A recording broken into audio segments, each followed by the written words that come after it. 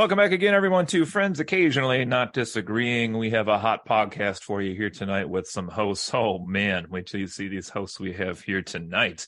I'm Cody, and I'm here with you. We'll talk about our topic here in just a second. What have I been up to recently? Not too much. Mostly the panic of the holidays, still buying crap that I don't need to buy. I did just finish the little indie game Signalis, though, for the Switch, which is an old school horror game. I know Justin Henry was playing coming up here too. Maybe we'll do a future mini episode on that or something, but not too much for me here. Let's see. I'm going to introduce these one at a time tonight because we've got some real interesting cats here with us. We're going 60s jive talk here with that, apparently. Brett's with us. Brett, what have you been up to? Well, I've spent the last 4 days stuck in my computer room with COVID. It's been a great time. Yay. My symptoms have been fairly mild, so I mean, it hasn't been terrible, but it does stink being stuck in this room all the time.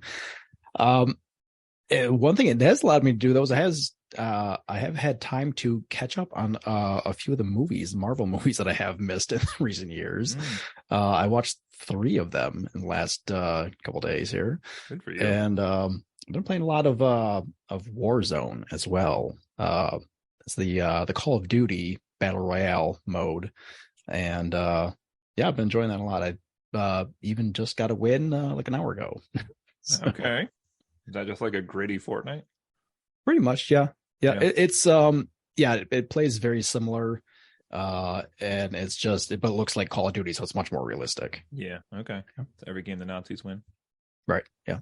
Yeah, sir. All right. Over here we have joining us for the first time in a long time, Mr. Matthew Hudson. How are you, sir? I'm good. I've also been sick. I don't think it's COVID, but it's more of a flu type thing. It's been a couple weeks now, so I've been feeling like crap. 2 days left in the semester of school, and I don't know what else to say. You're looking forward to break, I'm sure. Oh yeah. Nice looking break coming up. Nice. Which I'll be spending the entire time prepping for next quarter. Good luck. Because I'm teaching 2 books that I have not read. Oh, which 2? The Giver and Brown Girl Dreaming. Giver, boring, and Brown Girl Dreaming. Don't know that one, so that's because I'm white though. So that's probably a newer. Yeah, Giver, from what I've read, is probably up my alley. It's probably in my wheelhouse, so I'm sure I will like it. Yeah, sounds good. And up here we have joining us for the first time ever, because we had decided on trying to get this guy in a few times before, and when this topic came up tonight, which we'll talk about in a second here, we had to try to get a hold of him. Mr. Dan Welling, how are you, sir? Hello, how are you? Thank you for allowing me to join and all that. You got the festive sweater. At least I'm festive AF right here. It's got a llama on it. No one out festus is me. This is you. So what have you been up to? Tell us about your travels here. You're back in Michigan. Yeah. Jeez, what have I got going? How far back do you want to go? So I moved back to Michigan tunnel. From A bunch of my brothers were swimming beside me. Moved back to Texas from Michigan, which has been fantastic. There's so much I could say about that. We won't even touch that. But most recently, coming back from Chicago, this week I was in Chicago. So every year, the end of the year for myself and my colleagues is this very big scientific conference, the American Geophysical Union. It's before COVID, it was up to like 26,000 attendees. It's just, wow. Yeah. So that's usually just an insane week of getting talks and posters and all that crap ready. And you kind of embrace the mayhem and enjoy it. Yeah.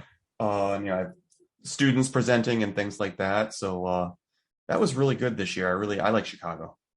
And other than that, I've running a lot because I'm winding up for some more races in the new year. And in terms of media consumption, I've been enjoying White Lotus on HBO. I'll have to say this last season was especially weird and awkward. So, okay, I've seen that pop up on a few websites. I haven't watched it, but it's a different show, acquired taste, perhaps. Okay. very HBO. They can do things other TV, other channels and outlets can't. So that means it'll be gone in like 2 weeks because it's HBO. It's boobs. Oh God, we can't get you on a podcast with Joe. All right. What's the normal rating on this podcast? We can say fuck or whatever you want to say on here. It's okay. Is it okay if I say boobs? We don't say boobs, but we can say F word. I'm sorry. I've blown it already. There's that. So, well, I sweet. can guarantee you the word dick's coming up in this podcast multiple times. As long as it's the word dick and not actual dicks coming up. Fire a zipper, I'm out of here. All right, sweet. Well, let's see here. We're recording this with a week till Christmas to go. So this will drop tomorrow for all of you that are listening out there. And what better way to celebrate the holidays than to look at an old school / still going band here. And we're checking out we can argue about what kind of band this is, I guess, but it's Tool that we're checking out tonight. And when I thought of this, the first person I thought of was actually Dan Willing, because he's probably the first person that ever played Tool for me, I would guess. It's so funny the way you introed it right now. Back in high school, people would talk about the band Tool, and I'm like, and you always see like the wang wrench, right? The logo, it looks like a wang, and I would see this pop up, and what the hell is this, right? And one day, back in the day, before the MP3s, before I could afford a real car, I had the radio on, and after a commercial, the announcer says, 101 Riff, Toledo, Ohio, here's Tool, just like you did, and just lets the song Stinkfist rip. And it's like sometimes you really have a revelation about a band. I swear to God, that song played, and I was like, oh, sweet shit, this is amazing. Well, I'm glad I could bring that back for you right there. I loved it. It was perfect. There we go. Perfect. Well, let's do just I just have a basic write up here about the band itself, but then if you guys want to just chime in with how much you've listened to this band over your lifetime, or if you have like certain memories of this, such as that one that Dan just shared. But basic facts here, I guess, from everybody, just from websites I compiled, basically says they were started in 1990. Basically has pretty much had the same lineup since 1990, with the exception of the bassist, who switched out in 95. So four-person band here, but essentially Maynard and probably Adam Jones are probably the famous two, the guitarist and the vocalist. Flip those around, but you know what I'm saying here. As far as websites, Wikipedia has Tool listed as part prog rock, part psychedelic rock, part art rock, and basically says they have a weird relationship with the music industry itself, sometimes marked by censorship, sometimes marked by the band's insistence on privacy, and they are known for very visual arts with very long and complex releases. And that's basically what it says for the background here. So Dan, maybe that was your first exposure, but kind of, what kind of history have you had with this band, or, particular memories? Oh, so many. It kind of started in high school. There was kind of, for me, I guess there was always this weird aura around Tool, because it really, in the music themes and the imagery, especially early on, was kind of weird and sexually subversive sometimes, right? Like if you took the physical jewel, I should have got the jewel cases. I have all the CDs still because I'm old. If you pull open Undertow and pull the gray part that holds the disc out, there was a painting inside of a cow licking its own butthole. Anima famously, the cover on Anima was one of those motion, remember those old stickers that when you go you turn them and it shows a little animation because it has that plastic over. Lenticulars. Yeah. And they had a whole bunch in there. When you bought the album, it was the white square with the kind of white flame coming off the edges and the eyeballs flying out. But they had like 2 or 3 others in there. And one was the band watching a naked dude, legs behind his head, being his own best friend, so to speak. And that was animated. And of course the I forgot song about themes. That. How could I have forgotten about that? How could you forgotten about? Yeah, how much did you get paid for that, Hudson? It was its own reward.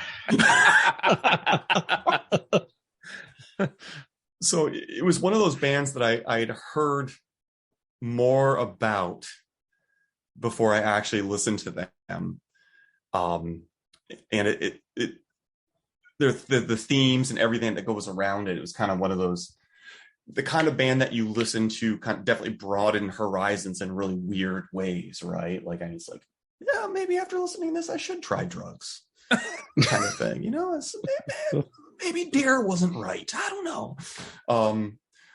So yeah, I picked up Anima because that album's fantastic. And then a while later got Undertow, and it's one of my favorite stories. Undertow famously has 69 tracks on it. Oh, okay. On the CD. And so you put it in and the last song plays, and there's supposed to be a secret track number 69. And my friend and I, we bought this album, didn't know how it worked. And I was driving the car and he had the CD player plugged into the tape deck. So poor. And I'm like, okay, so we got to find this secret track 69. What happens? Right. And he's like, we're in the car and he's just like, oh, hold on. It's just going up. The track number is just going up. I'm like, what? It's just going up. And it goes up, goes all the way to 69 and plays the famous hidden track. And oh, wow, that's so cool. So they did a lot of weird shit like that. It was always fun. And then Lateralis, I think, which is by their pinnacle. They went from Anima, which is like a lot of, and Undertow, a lot of swearing, a lot of sexual themes, a lot of aggression, to Lateralis, which is very themed. Had a lot of, certain themes explored throughout the album, really kind of clear messaging from one to the other as far as Tool goes for clear. And honestly, at 10,000 Days, I grabbed 10,000 Days. I could never get into it outside of like one track that I'll mention. So that was kind of my history with it, but kind of really crazy band. How songs have different meanings to you. I always felt like with Anima, I could put in a song and get like really worked up and, aggressive. And then by the time I was done with Lateralis, it was a very different experience. Cool shit.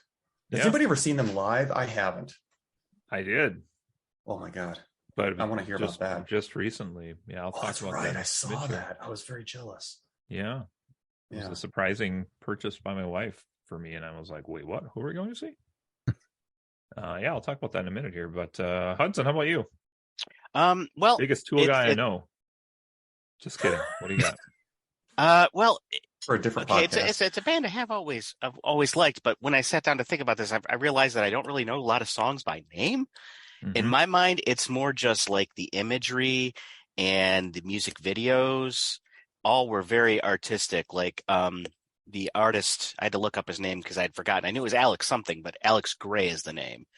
Like with all like the eyes coming out, like the lights coming out of. If you look him up, you'll know who I'm talking about. Like that's kind of what I associate with Tool more. A good friend of mine from high school named Matt. He got me. He basically listened to it a whole bunch, and that's where I remember hearing it. And I had totally forgotten about several tracks until I sort of went back through and listened to them for this. But let me see. I love their trolling too. I gotta say, like their tracks that are non-tracks are hilarious to me. I very seriously wanted to put Negative Ions in my top 10.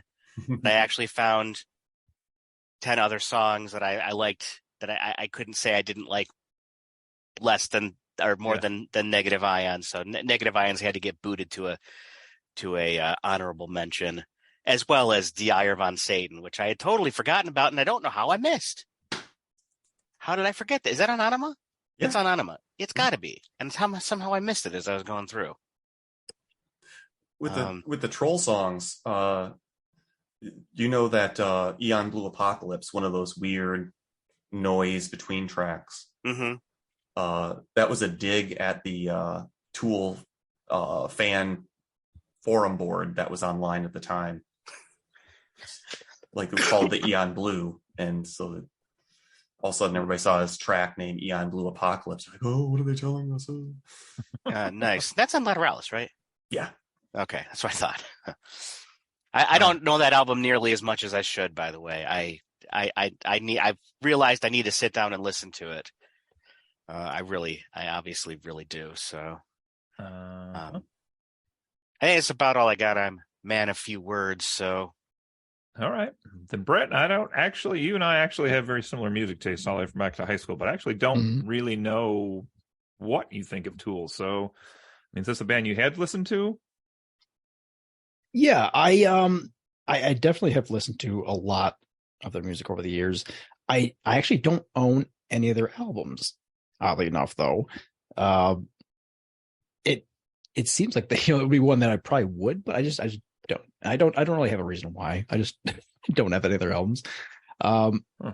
but yeah, I've kind of told stories before about how, like my introduction to a few things in my life was due to going to my parents or my grandparents' house in town when I was a teenager, because they had cable and we only had the basic network channels at home. Oh, yeah. So we'd go in, and that's where we met Beavis and Butthead and Eon Flux and Tool music videos. Oh. Were certainly an eye-opening experience at 14 years old. Something I will never forget. Hell yeah. But I definitely have really loved their music. I don't know that I'm aware of any other bands that really sound quite like that. It is just it's a unique sound. What's funny with Tool, with me personally, is like if I made a list of bands that I love but yet would struggle to like identify more than like 3 songs by name, just like from the sound alone, Tool will be right at the top.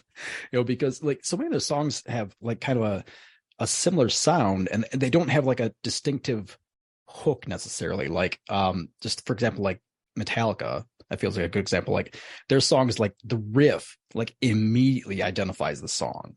Yeah. And while Tool, their songs definitely are not like carbon copies of each other, but they are similar enough, and they don't have like that big guitar riff that makes you go, oh, I know what this is immediately. And the other thing is, like, the song titles are usually like a bit abstract, and they don't say them in the lyrics. And so, like I would even like going through my list, to prepare for this, I was like, wait, what song is this? I know I love this song, but what the hell is it? And so there's a lot of that in preparation for this. But overall, I really do love the band, and yeah, the sound is just great. It's really really fun to listen to.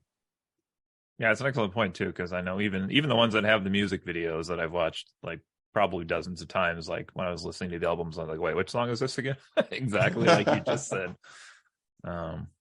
Yeah, so well, I kind of got a gap in mine here, maybe, because like I mentioned, I didn't know about this band probably till college. Probably Dan introduced me to them. And I was just thinking what you said, Brett. I don't think I actually own like any physical media by this band either, other than some burned MP3s probably from Dan that I have somewhere in the basement, some box someplace, I'm sure. But so that is kind of interesting. Yeah, the first thing that hooked me with this band was always the music videos, though, like just how crazy they were and how detailed they were, and just the bizarre imagination that went into each of those choices with how they put the things together. So that was really interesting. You may or may not know, Brett, you probably know, but I listened to Chris Jericho's podcast, The Wrestler, and he is a big music guy, obviously, because he has his own band, but he had Adam Jones on there as a guest one time for like 2 hours just talking about stuff. And it was just really interesting to hear like his background is like, I think it's like not even music. I think it's like film production is like his actual background. And so like he does all these music videos, like, 60-70% of them himself, which is craziness. And then he, I think, just like picked a guitar and was like, and I'm awesome with this too. Bleep, bleep, bleep, bleep, bleep. So just crazy talent. But yeah, the music videos are just awesome. And I guess I did kind of follow them through the years a little bit here and there. When they put something new out, I would definitely listen to it when it came out, and a few of the tracks would stick in my head as it would kind of keep going through. I mentioned I saw them in concert. It was in Chicago. I don't remember now if it was Allstate or United Center or someplace here, and that was like I think like right after we moved down here, Karen got tickets for me for like Valentine's Day or something bizarre. Like it was totally a surprise. Like I had no idea they were even in town or that she was looking for tickets or whatever. And it was interesting because like if I named like 25 bands I'd want to see in concert, like I wouldn't have thought of them probably when I made that list, but I was like, oh, that'd be cool to see. So like we went to go see them, and it was really a weird experience. And I kind of was checking my memory with some stuff online here before we got ready for recording tonight, and it was pretty accurate. Like, so it was really bizarre. The first thing was they didn't allow anybody to have a cell phone, which is awesome in today's world. But like, if you had a cell phone, they had security come over and take you out of the arena. Like that was the end of your concert. Like if you had it out at all, recording or taking a picture or anything, you were done. So that was like, they had warned everybody very blatantly and, overwhelmingly with messages, audio and visual, both, to say you cannot have your cell phone out here at this. It was definitely very like visual. Like their concert performance was not the same as their music videos, although they did play some of them in the background on a few songs, but it was definitely like its own experience with like how the stage was set up. And like they had these like platforms in the back, which was what's the drummer's name here? Carey, what's his first name here? Danny Carey. Yeah, he was in the background on one of the raised platforms, and then the singer was on the other. Yeah, Maynard was on the other platform in the back, which I've never seen any concert I've been to where like the singer takes the background during the concert. That's weird. And so he did come out like occasionally a couple times, but like he was very much like, this is not about me. Like this is, I'm not here to spectacleize what I can do. You're here to just hear the band play.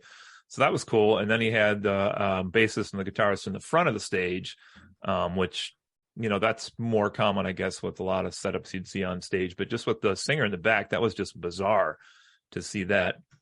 And it certainly was weird, too, because they had a lot of, use of lighting in the concert, and strobe lighting or different types of lighting or highlighting different things they would do. And at one point, maybe like 2/3 of the way through the concert, I would say, they like essentially pulled like what would be like a theatrical curtain, where like if you're on stage, you'd have the curtain come in front of you, but they had like this weird, I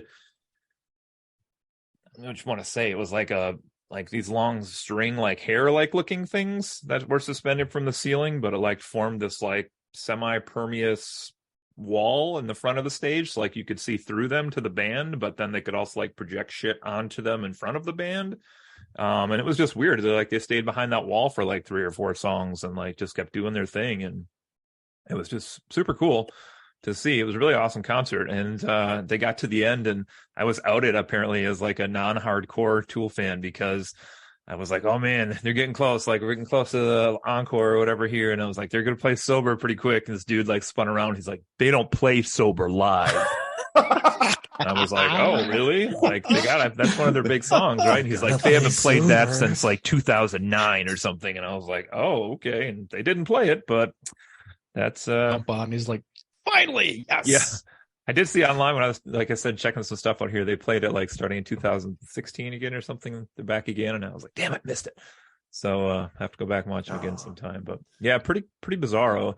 And then beyond that, one other little note I put in here I just thought of was when we lived in the Upper Peninsula, Karen worked at Starbucks, and there was a guy that would come in like weekly. I guess there's no way to fact check this at this point, but he claimed he was Maynard's dad. I don't know if that's true or not, but he would always talk about his son Maynard, who was in like Tool and Pussifer and Perfect Circle, and like she was like, "Do you know these bands?" And I was like, "Yeah, that's weird." He must be related to someone that we might have known that had musical delusions. I was gonna say the same thing. Did he also think he was in Bon Jovi? It actually was Bon Jovi. No, I'm joking.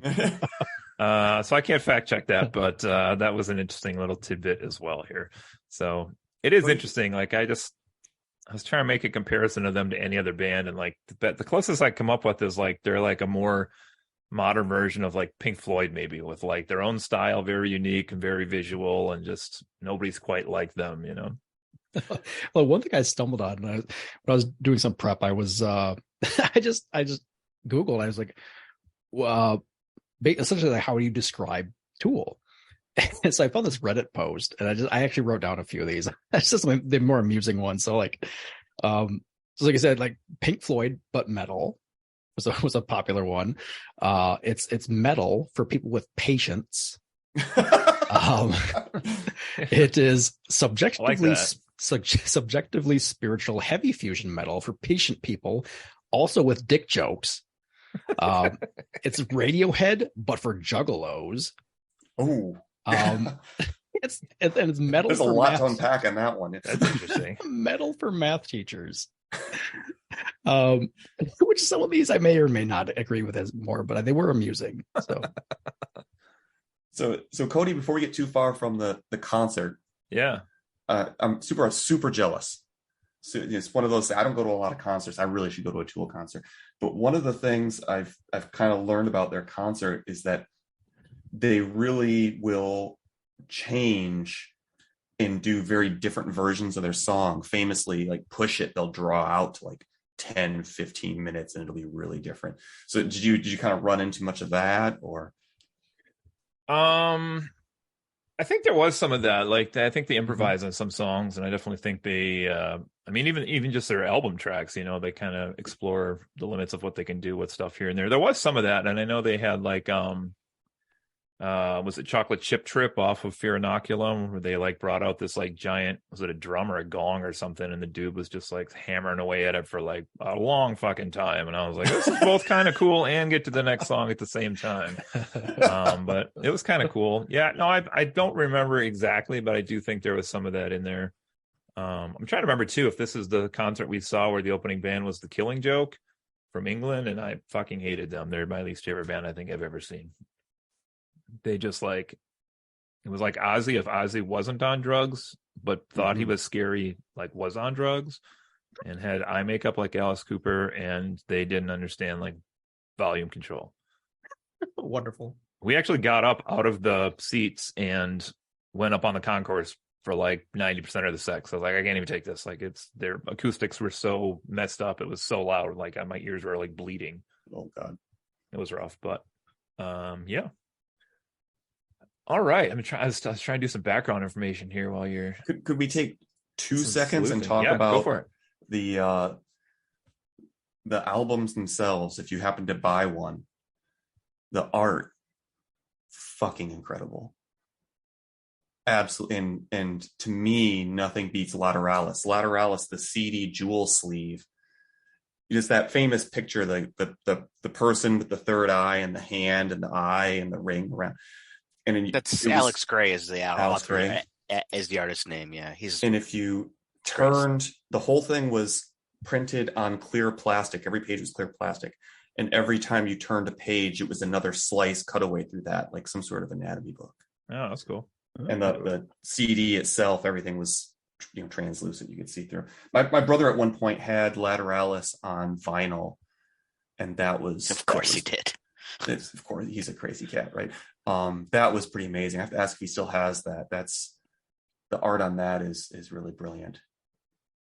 And I have to make a big admission here before I forget too. And this is, you guys are going to put me in timeout. I've never listened to Fear Inoculum. Timeout. Way to go. We can talk about that one. Let's put this recording on pause for like 2 hours and go back to it. Oh, we want to thank Dan for his last appearance on the podcast. We'll let it slide, but you should check that out. Apparently, I'm going to talk about some of the tracks off that tonight. As a matter of fact, I mean, to be fair, it's hard to keep up when they, do, what is it, 13 years or so between albums. Yeah, hard to keep 2006 was 10,000 Days. Holy shit. Yeah, that's 13 years. When did Lateralis come out? Lateralis 2001. God damn, that was good. It's 2006 to 2019? 19. Yeah. Oh shit, I guess I didn't see them as long ago as I thought I did. Felt like 2016 or so. COVID time. Following up on our earlier thing, it says here, in his young his young life. Maynard's parents divorced when he was 4, and his father moved to Michigan. So ... That's as far as I've been able to trace it so far. Could be possible, But nice. We'll get back to that if we find out more. Dun, dun, dun. Hello, caller. You're on the air. All right. Sweet. Okay. Well, let's jump into some honorable mentions here. Let's, I don't know what order we want to go in tonight. We want to have round robin. Usually I can give mine first, I guess, if you want me to blow my wad first, let you guys be the cleanup here. So my honorable mentions, I usually do when we do discographies here is I kind of go through all the albums. I rank everything with like just a initial number out of 10. And then I kind of piece that all together. And then I kind of start to make what's in the top 10 and bump stuff out of the top 10. And I ended up with quite a few. I mean, there's probably 25, 30 songs here that were I had in contention for this, but I, sliced it down to 10, obviously. So some of my honorable mentions here, I'm just going to go real quick through these. I have Reflection from Lateralis, which is probably like their most chill song. I just kind of thought it just made me feel like I was in an opium den in about the year 1900. So that's kind of fun. The Pot of 10,000 Days, I really like. Just the guitar work in that one's fantastic. And I noted in that one, and there's another one I'll talk about later tonight, but one of the things they do really well as a band is make use of the pause in the middle of their songs, which not a lot of bands do. They like thrash through the whole thing, but Tool has kind of like this tendency to like almost completely go silent and then just like pick it back up again, like whatever. Cold and Ugly Live from Opiate, which I had never heard before listening to this. I just said this song slaps, sounds very garage band sounding, pretty awesome, great drums. Eulogy I put on here again, really good song, just didn't make my top 10. Title track from, how do you actually pronounce this? Enema. We always I think we can accept all of the above. There's always debate over the Tool stuff. I've always said Anima, but the track name is spelled differently, which is like their other thing that they did. Oh, really? Like, okay. Yeah. Okay. How'd they spell the track name? Hold on, let me look. That one's pretty good. You can check that. 46 and 2, great song. Didn't make my top 10. Again, though, chorus, bam, just really great. And then Prison Sex actually was the last song I cut out of my top 10. Oh, man. Just something about a good line with shit, blood, and cum, Right into your hand. Sound effect wasn't needed. Well, this will be our last week, everybody. So those are my honorable mentions. So whoever wants to go next, we'll just pick an order here. I could throw mine out quick, I suppose. Didn't really put any notes on these, but I do have 5 of them in no particular order. I have Intolerance from Undertow, which I really enjoyed. I hadn't heard it before because it wasn't, not one of their singles that they released. Also Hush from Opiate, another non-single release that I enjoyed. Rosetta Stone from 10,000 Days, again a non-release. Vicarious from 10,000 Days, and the last third from Tempest off Fear Inoculum. The first 2/3 I was not real impressed with, but the last third I was like, this is great. Yeah, there you go. That's another fun one where it's spelled like 7 Tempest, and you're like, is it Tempest? How is this supposed to be pronounced? I just made the assumption that it's Tempest. Septist. This is Septissimus? I don't really. Well, Mr. Hudson, you got any honorable mentions? Well, I think I've already mentioned them, but Negative Ions comes up. I don't know why. That just amused the hell out of me when I was younger. I was just like, this is 4 minutes of just like electrical static. It just keeps going. It just keeps going. But I cannot believe I left out the Eye von Satan. I forget what the recipe is actually for. I know it's eggs of Satan, but I forget. Like, it's actually a recipe that they're reading in German, very evil sounding. But it's pot brownies. Oh, is it pot brownies? Pot brownies, and the refrain is "und keine Eier," and no eggs. Oh yeah, that's right. Yeah, and then they're like keine Eier. You gotta say the magic words Zimzala. I can't remember it now, but at one point, if you do the translation, there's one point where the person shouting into the microphone says, "Now you say the magic words Zimzalabam da da da da da," and the audience goes, "Oh," and you're like, "Holy shit, what am I listening to?" what kind of cult shit is Got this? a bilingual podcast tonight. I should have mentioned Brett. These two probably know more German than anyone I know. So there's that. Any other picks there, Huds, for honorables? Those are the only ones that come to mind. Sounds good, Mr. Welling. Okay. He's going to read These every are all- song they've done except for 10. Oh, look at this. Who's taking introduction German? You? It just happens to be on my desk right now. No, I took it in college, and I just happened to have my desk just coincidentally. I really like the idea of a German book. Wie geht's? We're going to do Push It from Anima.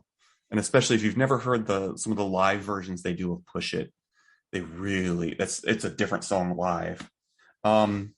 H, when I first started listening to Anima, H was one of the songs I really got into. And then I'm guessing this is going to be on everybody else's top 10, but Royal Love for Hooker with a Penis. They sat down one day and was like, you know who we really hate? Fans. Here's a song where we're going to yell at our fans for a while. What a great song. Die Ehre von Satan. Oh, yes. 10 out of 10, right? So in high school, I had a part-time job actually working for my dad, and I would work at night by myself. And so I could put on whatever I wanted. And so I would do this whole listen through new CDs, and I'd listen through Anima, and I got to Die Ehre von Satan, and I'm just like, what the fuck did I just use my money to buy? But that was really good. And then the one that almost made my top 10, and you're going to see I have a lot of love for Undertow, even though it wasn't the first Tool album I ever encountered. But Flood from Undertow, good stuff on there. But yeah, I mean, gosh, Intolerance from Undertow probably should be on there too. God, that song's so good. Well, good picks all around. I mean, like I said here, I probably had another 10. I cut off my honorable mentions list, just maybe, and I had a long honorable mentions list, but Tool's an honorable mention. It was hard to come up with the 10 for this. It really was. Okay. Well, Brett, I didn't confirm. Do we have an aggregate behind the scenes? Oh, I can whip something up quick. All right. No, I had not prepared that. Quick, play the intermission song from Tool while Brett does that. How many copyright strikes are we allowed to have on one podcast? I think we're okay. Yeah, we're okay. We can actually use clips of songs on here through Spotify, but I don't know if that flies with all of the other podcasting platforms we're on. So we haven't done that, but we'll see. We got to keep all that sweet iTunes money flowing in. Which is to say none, but anyway. All right, well, we'll start our top 10 here. And so my number 10 is actually off of Fear Inoculum, so check it out, Dan. This is the song Fear Inoculum, title track, off that newest and latest album, I guess, of theirs. I just, every time I go see a band in concert, if it's one I don't keep up with constantly, which is almost every band, when they put a new album out and then they kind of tour to promote that, I'm always like, well, what's the new stuff sound like? And then I gotta go listen to the new stuff, and then inevitably I kind of get hooked into that new stuff a little bit more than maybe some of the classic stuff, just because like I know that's what's going to be featured on that tour for the most part, with some other hits sprinkled in. And this is definitely one that, like, as soon as I put on Fear Inoculum, I was like, oh, this is some good shit. Like, this is basically an 80-minute theatrical production. Like, it just flows so well all the way through, with maybe the minor exception of Chocolate Chip Trip in the middle of it all, going a little crazy off the rails. But it is just so good. And when I was checking out some lyrics and stuff, even for Tool, I'm really impressed how they can have, a song that I'd be like, I can sing the lyrics to this. I know the lyrics to this. It's a 10-minute song in this case, Fear Inoculum. And then I look at the lyrics and there's like 300 words. And I'm like, for 10 minutes? Like, they stretch that out for 10 minutes. And then you listen to the song, you're like, yeah, I guess they do. Like, it's just a lot of, instrumental stuff in between those lyrics. But this was just so cool because it starts off the CD. This is actually like probably my top running album of the last like 4 or 5 years, I would say, or 3-4 years, I guess. is just this whole album, because it just rocks so hard in its own way, but it's so cool. And I just love that they start this album with a 10-minute song and then followed up immediately with a 12-minute song. And I'm like, that's so awesome. 22 minutes gone. We blew it all in one shot. There it is. So anyway, long story short, my number 10 is Fear Inoculum, title track. I guess I'll take the next spot here. So number 10 for me, I went with The Pot from 10,000 Days. I didn't have a lot of notes on here, but I did really the vocals on this have a really just kind of nice groove to it that I enjoyed a lot. The riffs in the latter half of the song are really great. I just love those as well.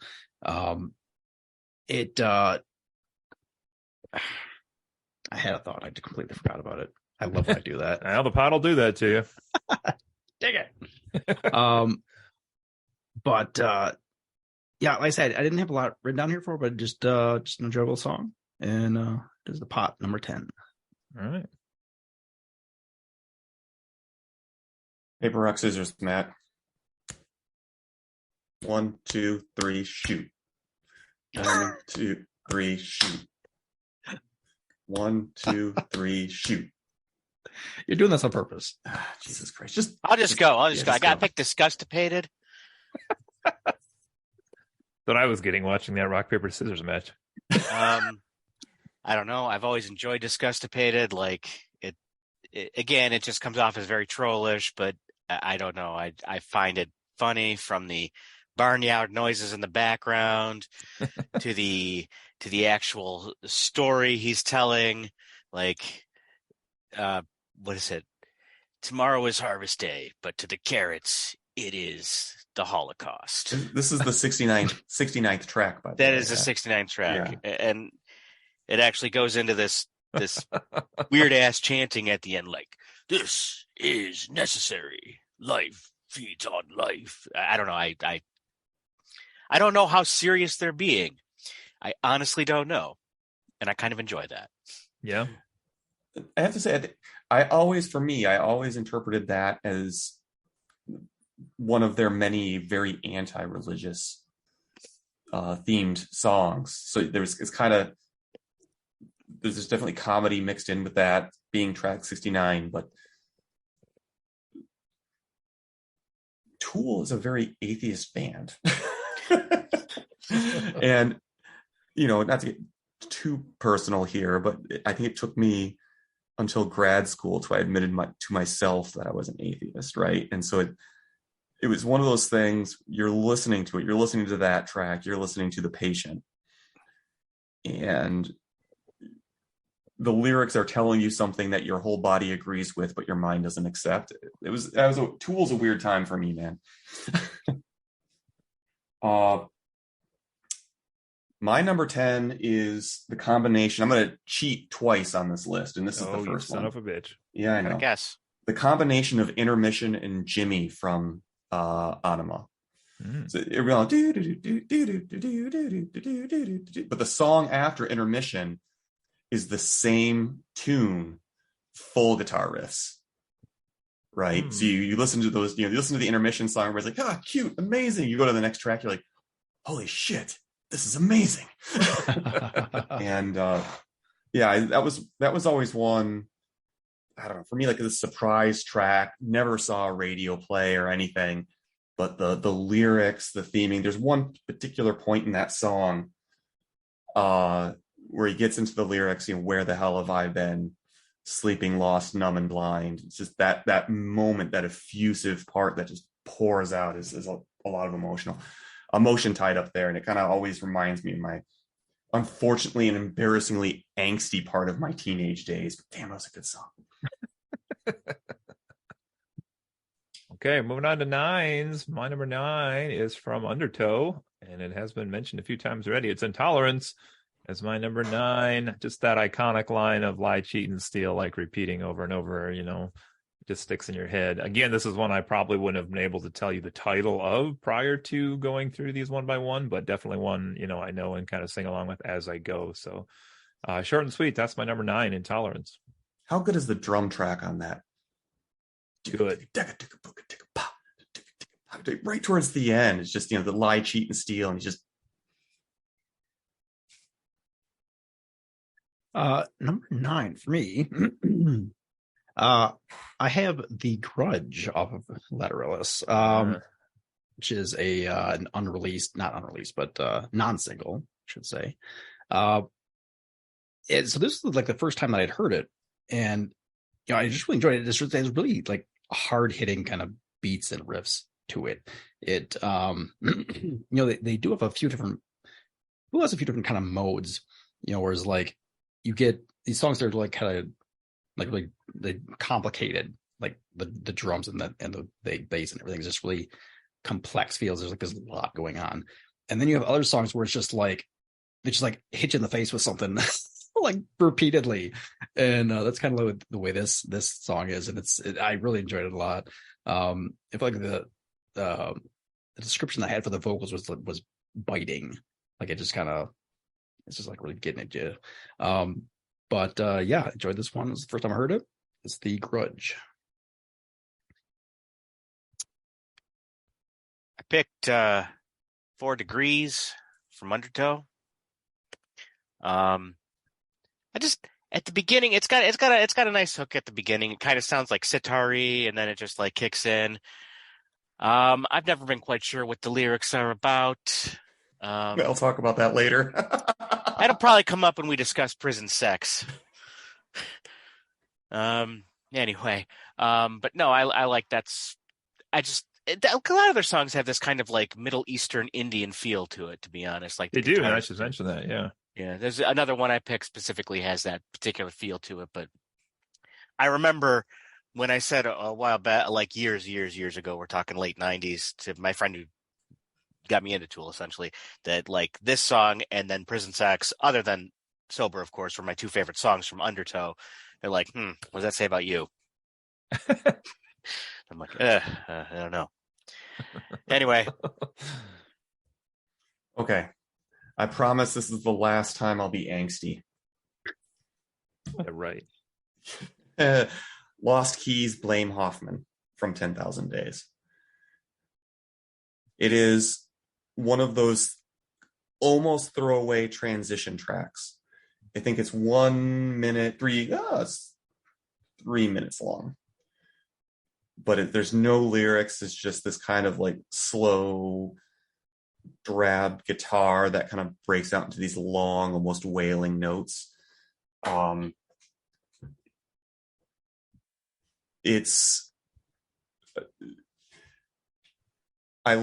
tried to listen to, never got into 10,000 Days a whole lot, except for like this track. It was like in the middle of grad school.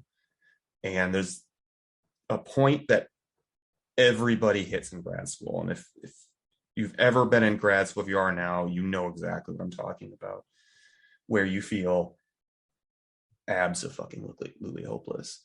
And I've seen,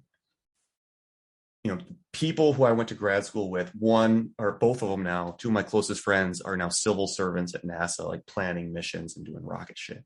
Both those people I have seen break the fuck down. Like their self-confidence, everything's absolutely tapped and they're just done.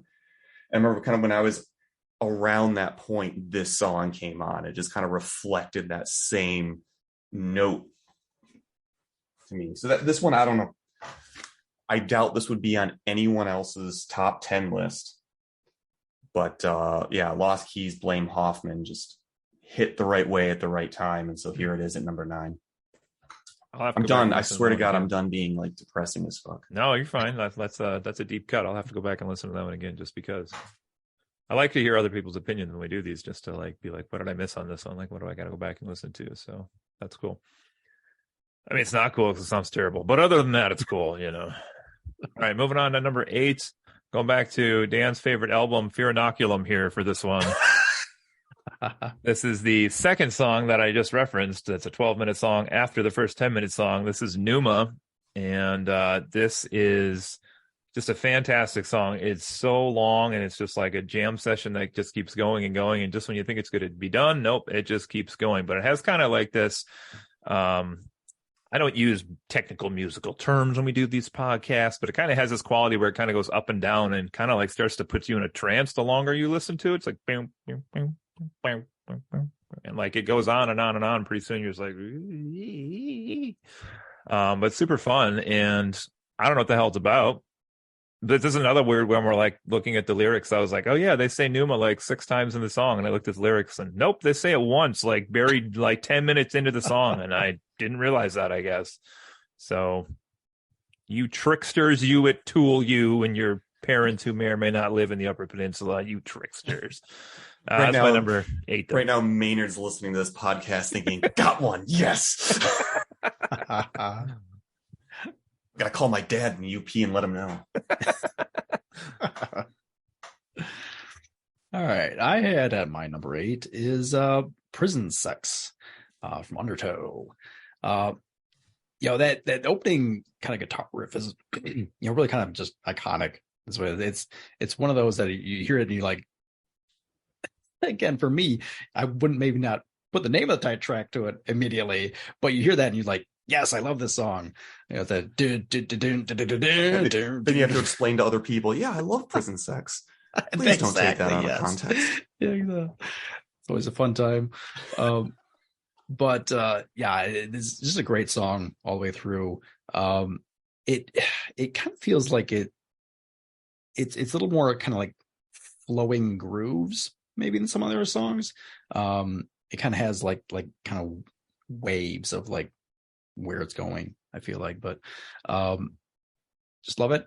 That's all I've got on it. Prison Sex, number 8.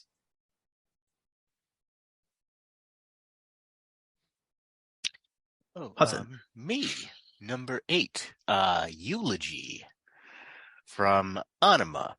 This is kind of one of their longer, more hypnotic, I guess, sort of tracks that just sort of like builds. I mean, I don't think he says any words until like 2.5 or 3 minutes into it, maybe. That sounds about right. This is one of the 3 songs that is on my like big playlist of songs. I mostly remember this one for some reason when I basically left college without graduating and detailed cars for a year, sort of wishing I were dead. I survived by listening to music, and I remember this was one of those songs where I would just like play really loud in my ears to just try to pretend where I was not there. So it coupled very well with scrubbing dog shit out of cars. Especially the phrase, he had a lot to say, he had a lot of nothing to say, we'll miss him. I took it very to heart. I didn't realize that dog shit was a common thing in cleaning cars. Maybe in Southeast Michigan it is a little more so, I don't know. Although, I don't know. If you detailed cars up there, it's very possible. Very possible. It only happened a couple of times. Only a couple of times. But each time that song was on and you're like, well, there's one thing getting me through this dog shit. Okay, I don't remember if it was with the dog shit or not, but like... This is really just like important big, to us, Matt. Like stains or whatever, like just like scrub. Yeah, it paired well with it. That song does have the longest opening. I remember listening to that album for the first Autumn, the first time listening through it, and going from Stinkfist to that song, and you really, Brett, going back to how the Reddit post described it, the word patience came up in almost everyone. You really had to have the patience to let that song bloom. Right. Oh yeah. My number 9 is The Patient from Lateralis. 8. Is this your number 8? 8. What did I say? 8. Yes. Sorry. I can count. I'm No just going to put numbers by these now. Do you work with numbers for a living? I know. What? Who said that? That's not important.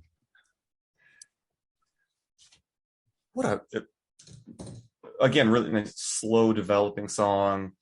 The chorus. It's actually a Bible quote. If there was no reward for this tedious path I've chosen, certainly would have walked away from by now.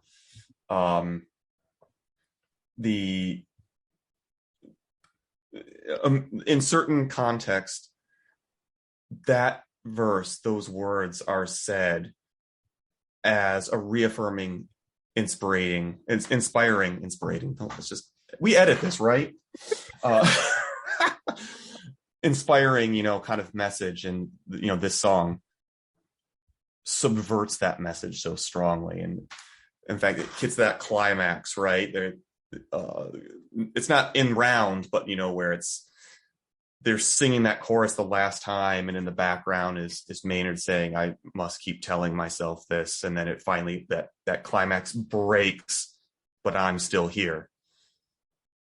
That's a really powerful song. The first time I heard that one, I was just like, sweet Jesus. So I think I have 11 songs on here. I think I'm stupid. Oh, no, hold on. I have that crossed off. That's why I'm confused. I'm not an idiot on purpose. I just play one in real life.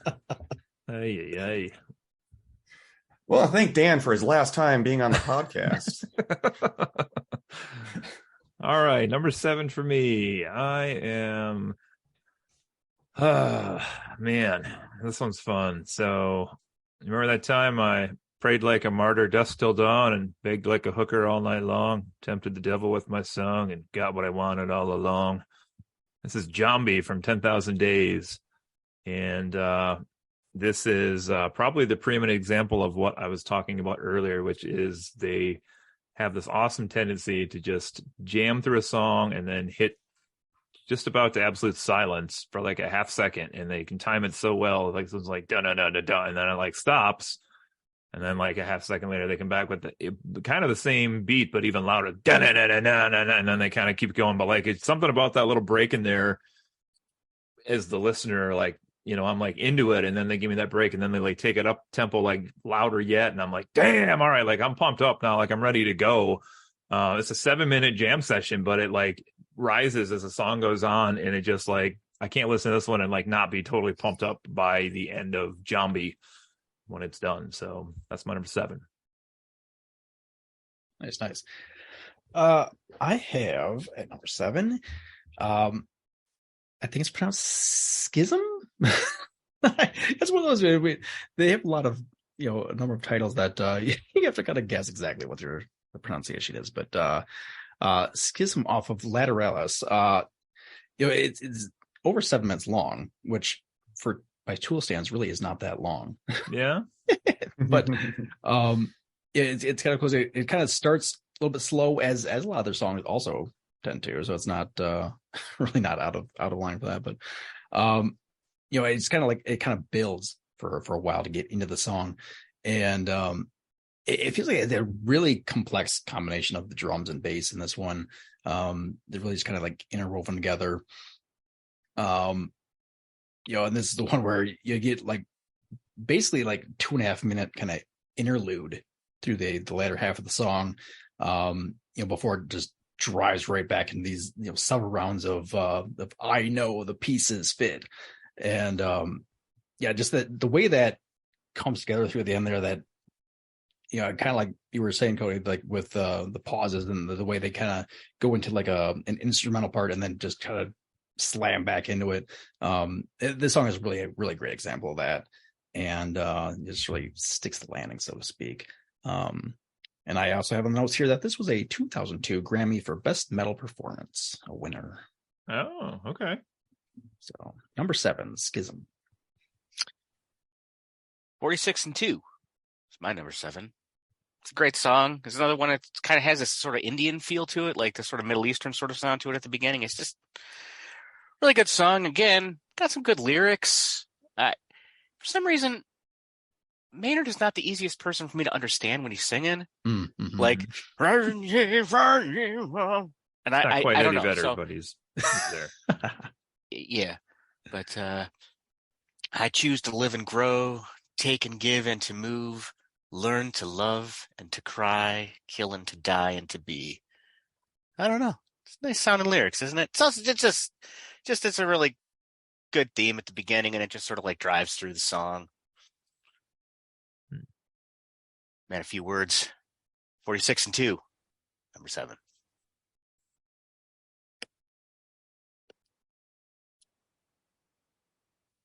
Oh, I guess it's me. Yeah, I'm so sorry.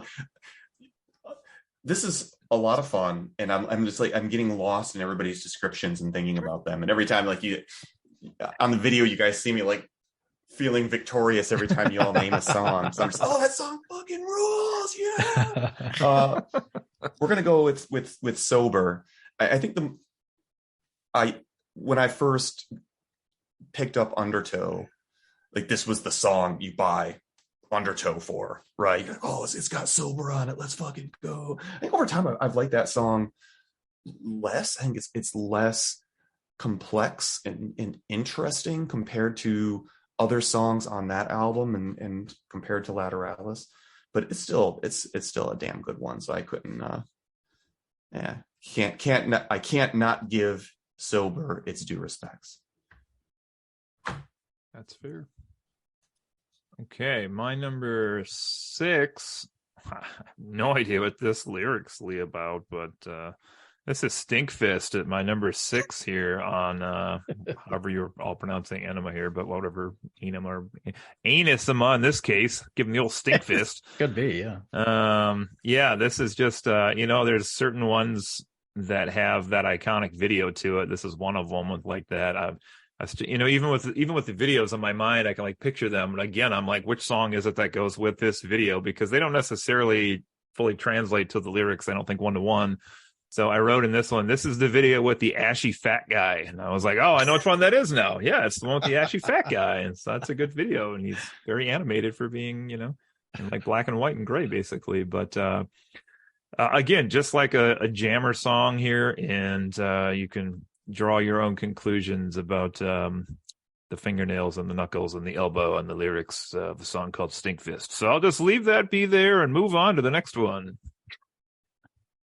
Yeah, perhaps better we don't go dive into the lyrics on that one. We don't want to get too deep with that one. Stuck it. Very nice. Yeah. Number 6, I have Anima. Anima? Something? Yes. Anima. I've always said Anima, but that's just me. It's probably about the best way to say it, yeah. This one I just really love it. It's another one that has kind of like the driving kind of blunt sounds to it in both the music and the vocals, which is it's a really cool sound. That it they have some songs that it's interesting because Maynard has this ability to kind of speak the words less than sing them, but they don't feel like he's doing it necessarily. It's a weird way that he like kind of comes across with it, and it's really well done. And this is one of those songs. It's kind of like every word of the chorus I feel is kind of like just like flung at you rather than like singing it to you or giving it to you in some sort of form of melody. It's just like, wow, here's a word right in your face. But just a great song all the way through. Anima. You walk away from that song, and for some reason you have an idea that you don't think that Maynard likes LA that much. Can't put my finger on it.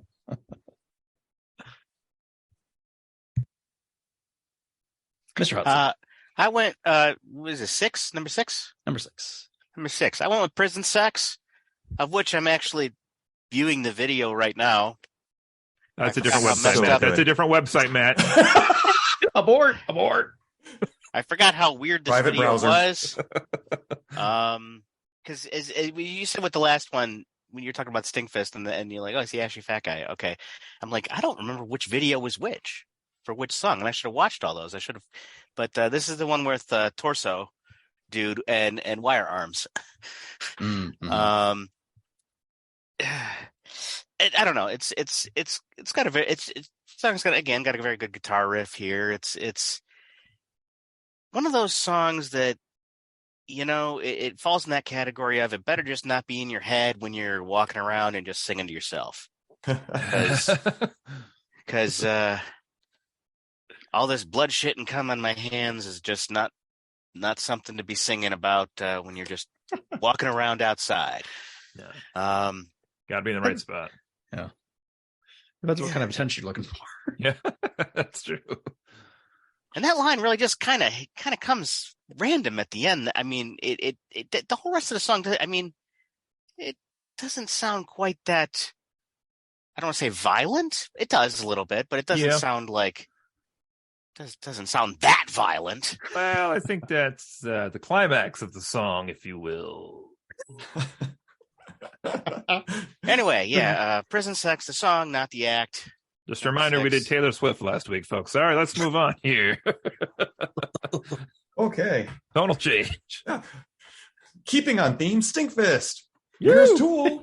Oh my God. I remember nothing deep on this song except for just the first time hearing it, back in the mids, like back half of the 90s. It was just so fucking different than so much that was on there, right? Different than the grudge scene. I listened to a lot of Smashing Pumpkins back then.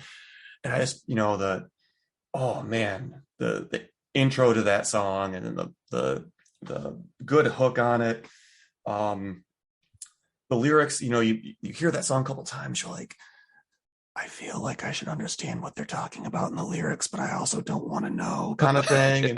And I always kind of interpreted it as a song that was kind of about pushing boundaries to get not necessarily sexual satisfaction, which is, I think, the obvious metaphor, but trying to get more, feel more, getting numb to the day-to-day stuff. But God, what a great song. And then just the way the chorus, Maynard just completely unleashes it, full metal singing.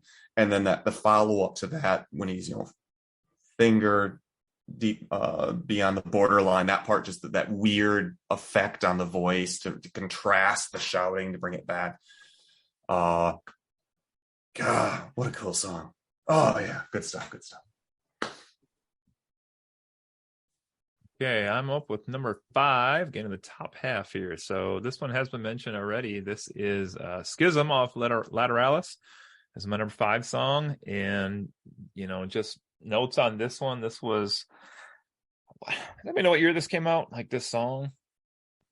Schism was 2001. Okay, yeah, I was gonna say that's what I was thinking, because I was trying to in my head think it was like probably after I had seen their videos for the first time, and this may have been the first one that dropped that was new, that I was actually like seeing as it was like a new video coming out, which is a fantastic video, by the way, just bizarre as hell with the like two contortionists like walking on all fours with their heads bobbing and the weird fucking vein things they're pulling out that they drop that come to life, and then of course obviously the meshing of the people with the pieces fit line that's repeating, Brett mentioned earlier and over. This is just a fantastic song, start to finish. I think I don't know, it's just great. Just good memories of this one, especially with the music video, and just obviously one-to-one connection with what's happening in that video with the lyrics in the song. So that's my number 5. All right, coming in at number 5 for me is Parabola from Lateralis. It's another song, another long one. It's over 10 minutes here, and this is like the first 4 minutes of it are just kind of warm up, which they don't play those first 4 minutes on the radio. I don't believe I've ever heard those first 4 minutes. They just they chop that out. But yeah, it's just one of those songs that they have a lot of. It's just all instrumental and just kind of this warm up into it. And it kind of, even though it definitely sounds like Tool, but it's interesting because it's another one of the songs where they kind of like tweak the formula a little bit, and it feels like the bass takes a backseat here, and the drums are kind of like played more like a standard rock song drums would be, rather than the way they normally play, whereas it's a bit more complex and kind of just the tones are different. And I don't know what I have here is it kind of actually, parts of it actually sound like a kind of like a fun rock song rather than the grindy kind of moody stuff that we would typically get. But then they kind of jump back right at the end, and the guitar at the end is very metal and heavy, and it really kind of drives it home and just makes it a great song overall. So number 5, Parabola. Good. All right, this is it's not my last trolling entry, but it's the biggest trolling entry, and that's got to be Intermission. It's funny. It reminds me of the intermission music from Monty Python and the Holy Grail. But I gotta give Dan some credit here because I never realized that Jimmy was the exact same music afterwards. I listened to it after you said that, and I'm like, holy shit, he's right. I never realized that. I'm really not trying to be terribly trolling here. I really do enjoy the intermission music. I mean, that's very it's a really me. good song. It is. So I got to go with that. But it's only like a minute and a half, so I don't have too much to say about it. So I have to say one thing about the troll songs, which is one of my favorites is Useful Idiot. And that one is just the static noise. Uh-huh. And the reason that's there is because on the vinyl, it's the last song before the needle goes off track. Oh. So it's playing the sound you would hear when the needle's off track. That's clever. Yeah. Number 5, Prison Sex, which I can, growing up, the themes of that song, the blatant ones to the deep themes were taboo to me, right? Like it was a time in my life where I was young and like anything like homosexual was very icky and gross.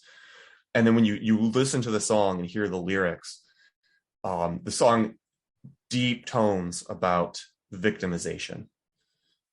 Do unto you now what has been done to me, continuing that chain. It's an icky song, but holy shit, the music is so good. Okay. Right? Like that song comes on, you're like, yeah, let's hear a song about prison rape. Let's do it. Yeah, I'm all in. I'm all in.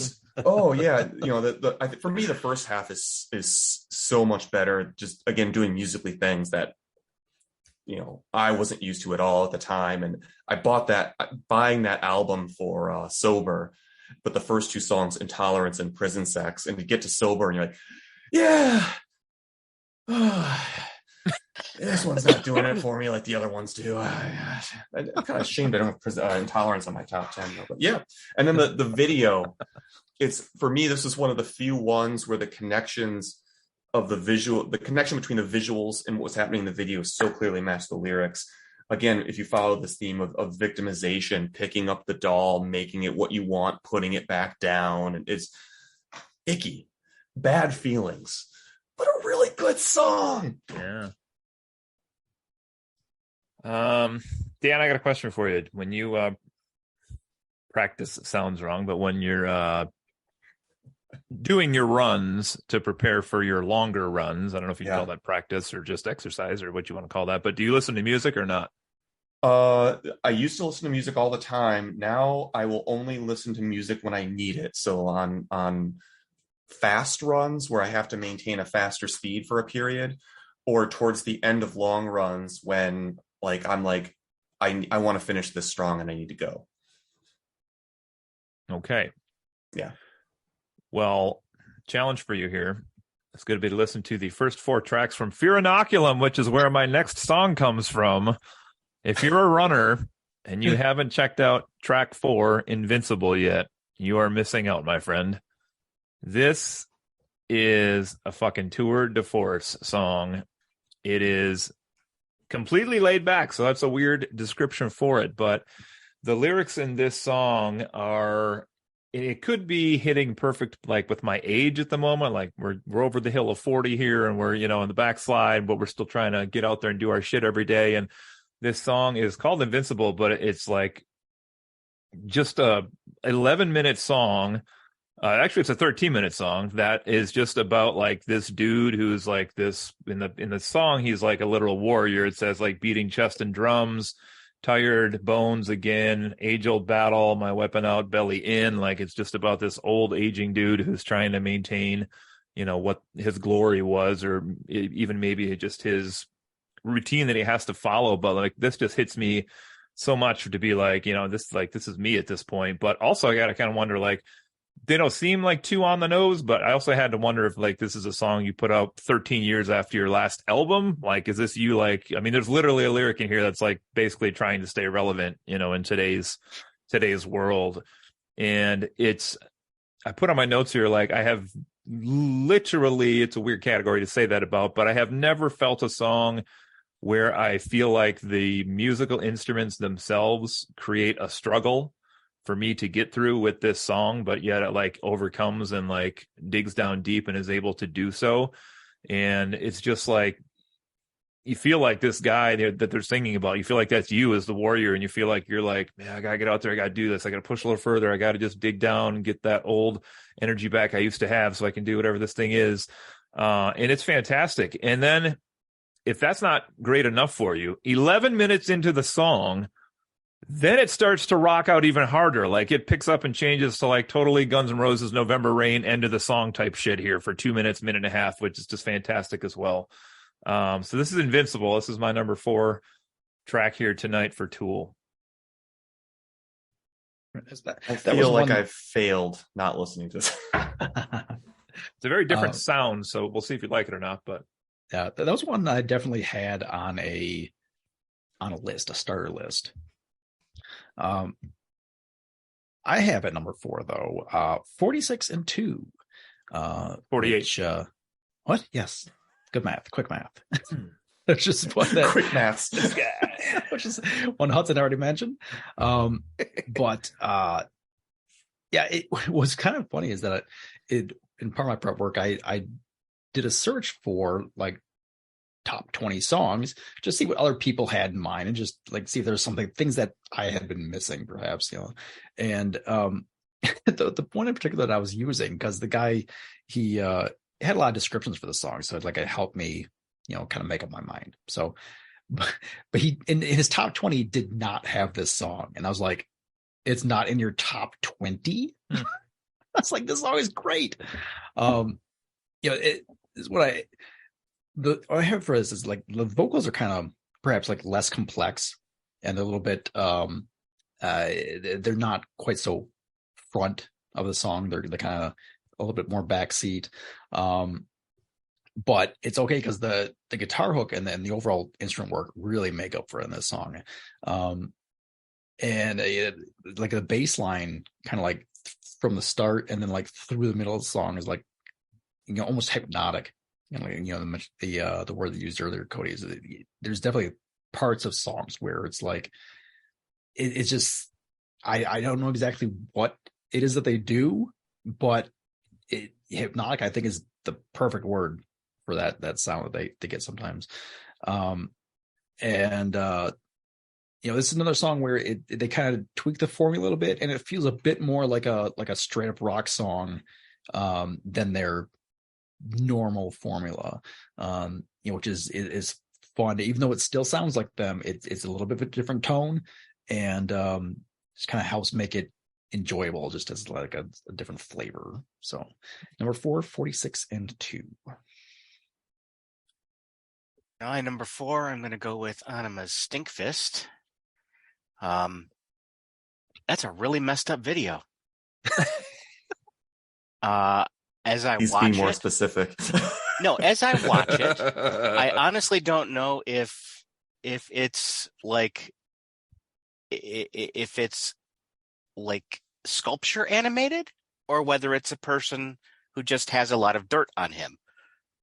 Like there's certainly times where it looks like when I took like animation class and whatnot, there were like there was one I watched where it was like at a beach, like they animated the dirt and made it move around and became little characters and moved into this whatever.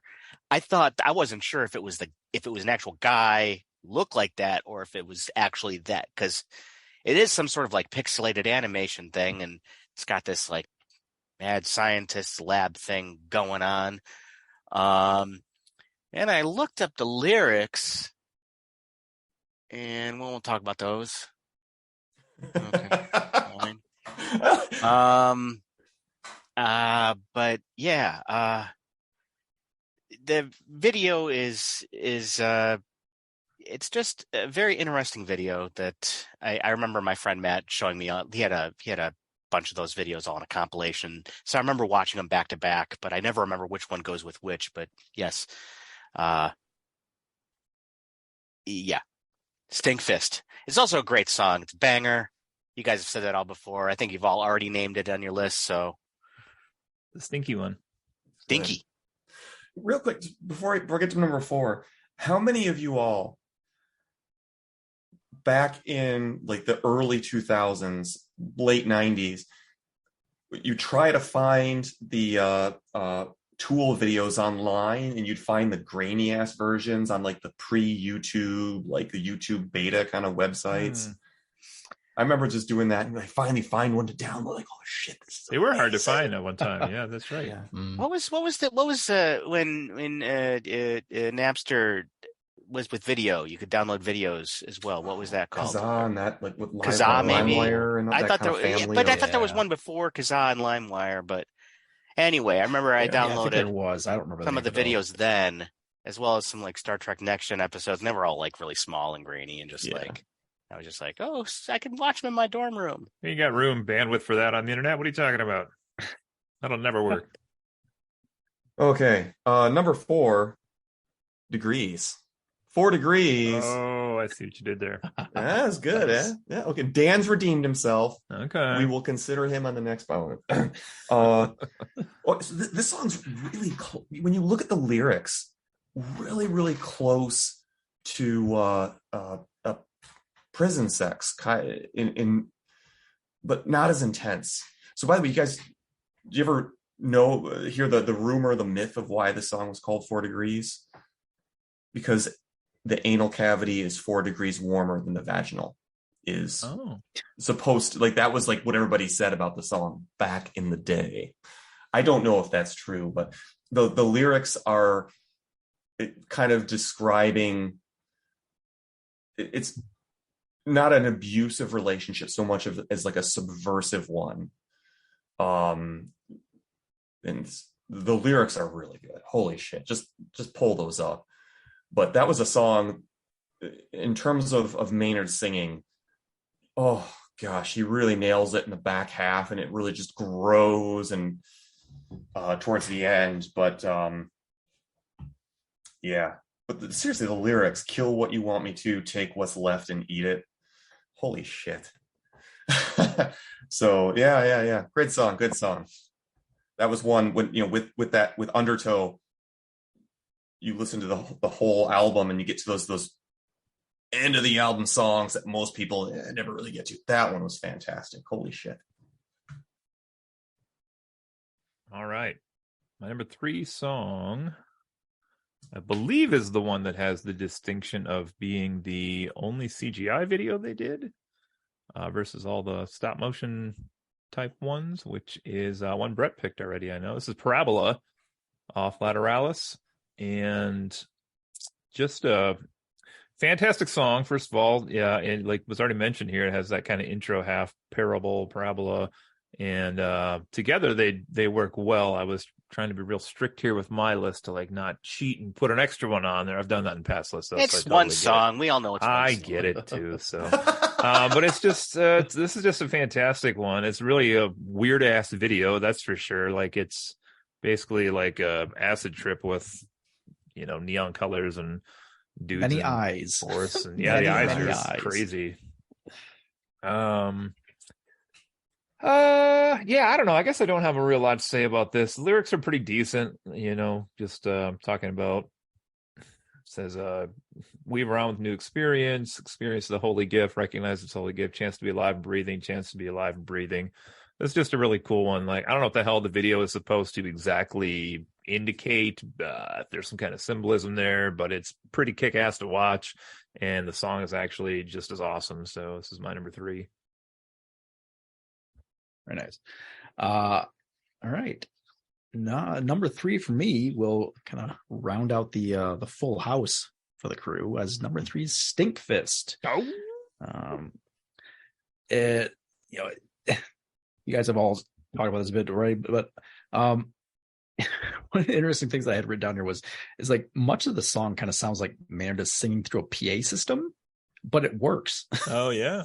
This is something they kind of famously do is the vocals are really distorted in a lot of places, and pretty much through the whole song they have a bit of distortion on what he's doing, and it also has like a little bit different from their standard is it has more like kind of big sweeping guitar sounds, especially even like through the latter half of the song. It kind of really open up the guitar and just kind of let it rip more than normal. And there's really a great dynamic range of vocals on this as well, where he's basically like screaming 1 second and then like whispering the next, and just goes back and forth, and it's really amazing to listen to. So, yeah, number 3, Stinkfist. My number 3 is Schism from Lateralis. And I honestly have very little to say about this other than as I was looking for songs, I didn't really remember anything after Anima. So I was looking through Lateralis just because I wanted to pick something later. And I'm like, I kind of remember that name and liking that song. So I hit play and I'm like, oh, it's a good song. Or I like that song. I should put that in my top 10 list. Is that better than the number 2? I don't know. That one's pretty memorable to me. But it's probably better than the other ones.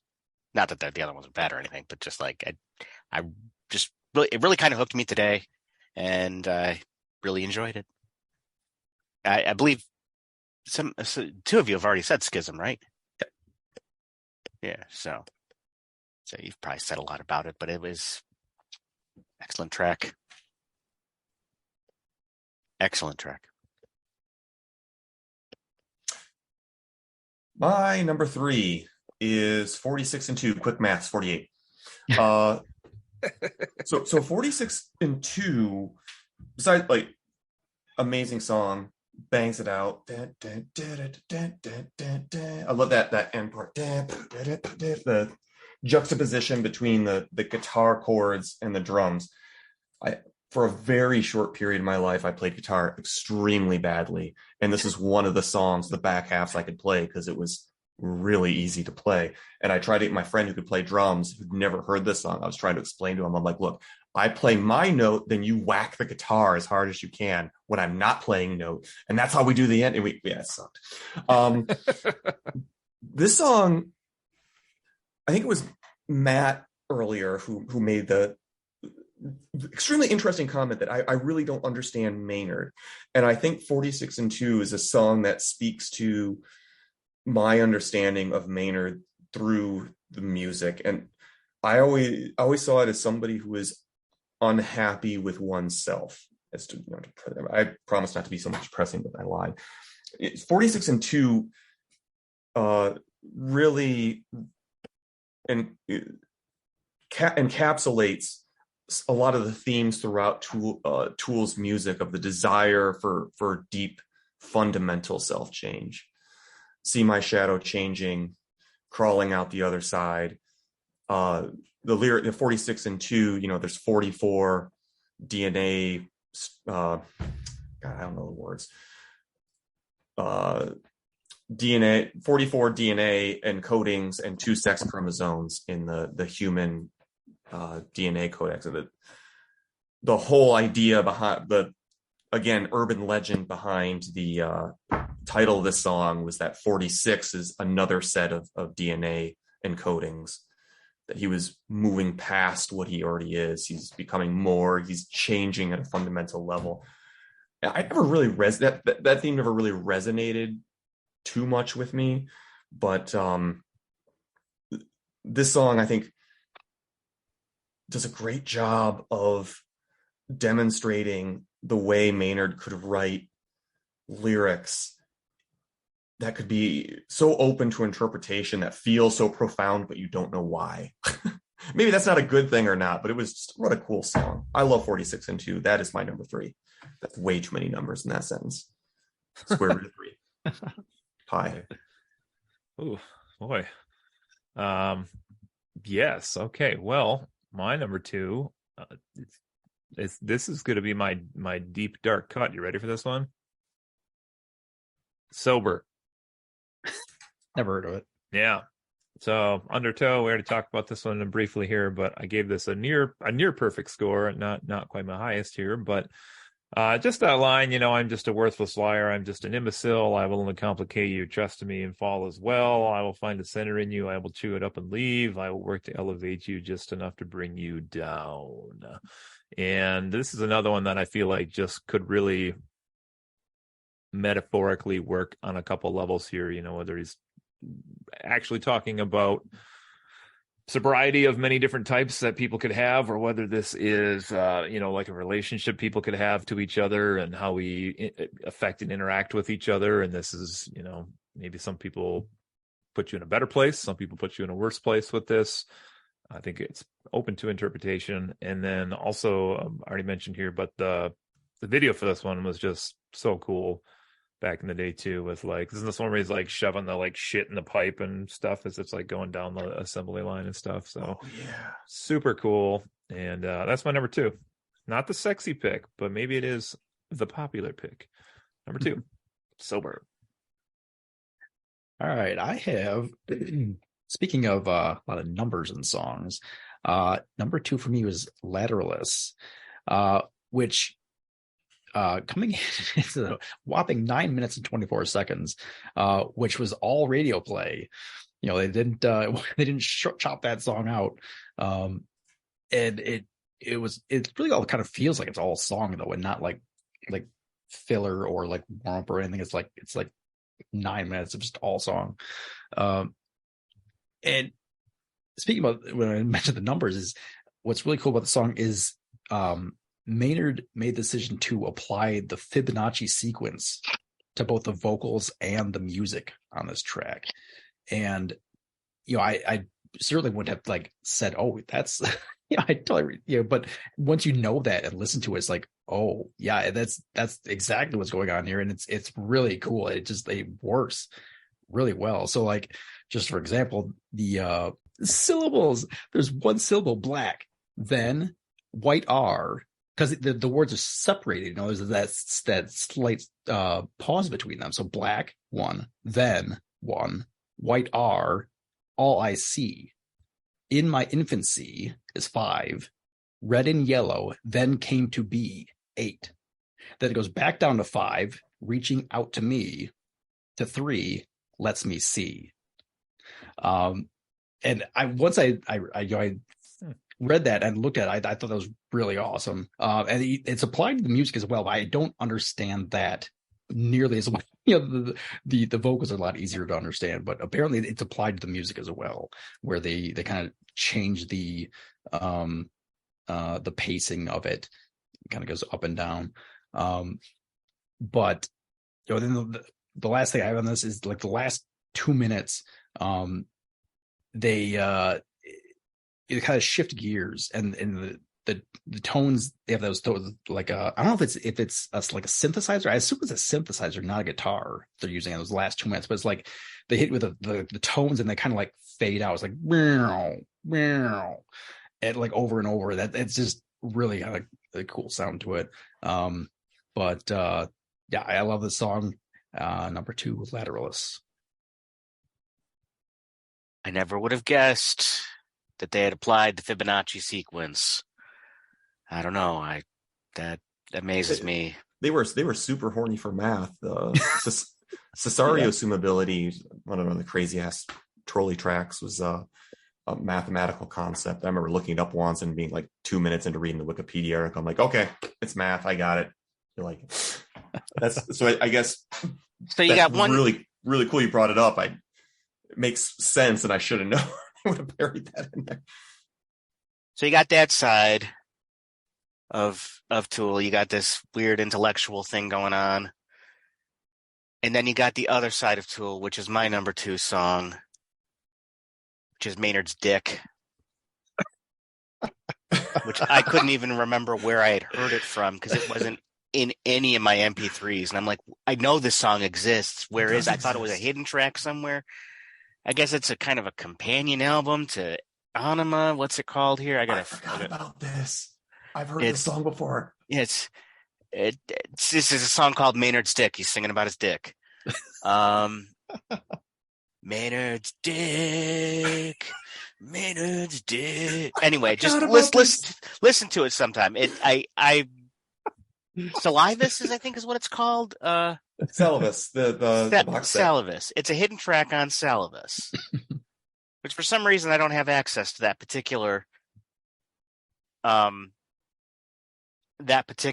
album or whatever it is. I must have heard it in my friend Matt's car, but I know it was like a hidden track or something. But like, aside from being incredibly juvenile, it's very catchy. It's a very catchy song. It was a very good song. Yeah. It's Check right it up there out. with right up there with 8-Inch Donkey. Yeah, it's far better a song than the 8-Inch Donkey. Far better. That's another podcast topic. So I got to go with Maynard's Dick. I figured that'd be the one thing I picked that nobody else would have. Wow, yeah, I didn't even know about this. Look it up. Maynard's Dick. I'm looking at it right now. It says this is a CD, VHS, and CD DVD format released in 2000 by Tool, with 8 songs, which are Live, Live, Live, Message to Harry Manback Part 2, Live, Live, Led Zeppelin cover, and LAMC with the hidden track Maynard's Dick at the end. Yeah. Now, see, this is what's weird to me. I just want to say that this is what's weird to me about it is that I remember listening to this a lot earlier than 2000. I guess it must have been that late, but like I remember like my friend Matt playing it for me like in high school or something, but it couldn't have been. I don't know. Like time has no meaning anymore to me, so whatever. But Maynard's Dick. I'm gonna have this song in my head all day tomorrow. That's Hopefully, excellent. I'll get it out of my head by listening to my number 2, Parabola. Just as we all have agreed, is one song. I don't know if I have much more to add to the discussion above what everybody else has already said. This is definitely one where I felt like the lyrics were good, something easy to grab hold of and internalize. Yeah, good stuff. The only thing I'll add to the discussion is, can we talk for 2 seconds about the first 5 minutes of that music, first 4 minutes of that music video, where those weird faceless dudes shit a circle out of their mouth? Yeah. Let me go back to it. I was watching it earlier. Let me see here. It's about they have the apple they keep cutting us on, right? Yeah, and the number of seeds changes, and the one guy holds up his hand, and it's the flame, and all of a sudden there's one part in that just breaks character for a second. Everything's so like stiff and serious and ritualistic, except for in the background, one of the guys rubs his nose like that for a second. Yeah. That just cracks me up every time. Just the one guy being like, hold on, guys, I got an itch. Yeah, number 2, Parabola. God, great song. All right. We're jumping right in here. Number 1. I misspoke earlier. I had to double check my facts, and I was wrong. Because Parabola does have the dude with the like cords coming off his face, and I think that must be a real actor. I said that was the CGI one. I was wrong. The CGI video was my number 1 pick tonight, which I just looked at the video for, and I've never seen the video for this somehow. This slipped through the cracks, I guess, because I was looking at these weird fish-looking people a second ago, and I didn't recognize this. So my number 1 track for Tool, kind of encompassing all of the sounds that I associate with them and the level of hard rockiness that I want from them, as well as Vicarious from 10,000 Days. And this is just such a fun, hard song. And apparently, like I said, I've never seen the video on this as well, but super cool. Lyrics in this one as well. I just put a note down here. The universe is hostile, so impersonal, devour to survive. So it is, so it's always been. We all feed on tragedy. It's like blood to a vampire. Vicariously, I live while the whole world dies. Much better you than I. I need to watch things die from a good, safe distance. Vicariously, I live while the whole world dies. Just super cool. Like, this wouldn't have been the one I definitely would have picked before I ranked all these as my number 1 song, but in just kind of like listening to like the total feel I get from the song, this one like just gets my energy pumped up, and like I kind of like a lot of their more upbeat songs, I think, and I wouldn't have known that I'd pick it off this album either, but yeah, it's gonna be my number 1 tonight, Vicarious. Can I ask a quick question about 10,000 Days real quick? Nope. All right, who's next? No, just go ahead. I think if you would have kept going, I just would have been like, okay, I accept this. I accept your verdict. I heard a rumor when 10,000 Days came out that the theme or the overarching, what the songs were about. It was something about one of Maynard's mom or a relative who had cancer and Yes, I suffered heard for that as well. 10,000 days. Yep. Yeah, she was in a wheelchair for like nearly 10,000 days, apparently. That sucks. Their follow-up album, 10 Birthdays. Less popular, but a lot more upbeat. Oh, that's my number one. Got the order here. Okay. Number one for me is a song that has been mentioned a couple of times already. And is one of the earlier songs. It is Sober. This is the one. It's got that bass line that starts. It's kind of like it's not real complex. It's kind of simple, but it's really addictive. Yeah. It really gets in your head quick. And the vocals on this track are just great all the way through. It feels a lot more kind of raw, and is a lot of bands doing like their first album or two. They just feel like they have like a lot to say, and they're like they have to get this out, to you. Like, hey, you need to understand this, and you really feel like Maynard there's something that it's like personal for him, I guess, almost. And it's just like it's really growly, and then it has as it goes in the bridge, it kind of gets kind of soft and quiet, and then the way it builds, then it just erupts back in the chorus again, and it's for me that's goosebumps every time I hear it. It's amazing. I think for a lot of bands, just a quick aside, just in general music, I think like a band's usually their second album is like when they really kind of pop off, and then it's kind of same here. Undertow was their second album, and everything just kind of gelled, and this is the masterpiece that came out of it for me. Sober, number one. I'm not sure how I can put this exactly. I'll try my best to frame this as well as I can. I am a person who puts high value on self-loathing every now and then. And when I really want to feel terrible and hate myself as much as possible, nothing hits that spot better than singing along to Sober. Nothing. I mean, where it gets quiet and he says, I am just a worthless liar. I am just an imbecile. I will only complicate you. Trust in me and fall as well. When I've been really, really down in my life, just singing that to myself just feels so right sometimes, as terrible as that sounds. So I got to go with Sober as well. Sorry for the downer. Some deep cuts here. This is good. Hey, I hit Maynard's dick for number 2. Gross. I respect you for that. Also, please take that sentence out of context. Okay, so this is where I cheated. And Matt Hudson, I bet when I say this, you're gonna be like, oh yeah, I remember that. Yes. I have always considered the following 3 tracks coming in at, I think, over 21 minutes together as to only be listened to together as one song, and my absolute favorite. And that is the combination at the end of Lateralis, Disposition, Reflection, and Triad. Matt's like, yeah. Okay. So